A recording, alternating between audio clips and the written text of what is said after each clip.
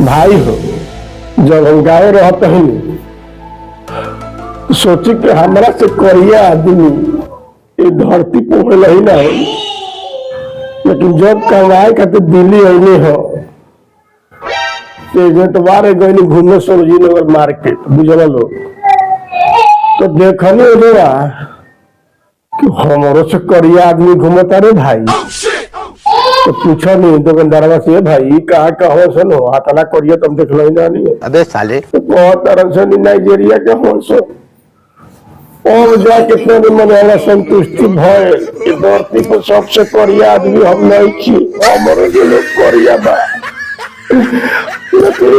हम जिये तो बाप रे बाप हमारा से करिया आदमी धरती पर नहीं थी भगवान हमारा के बनाए में कौन है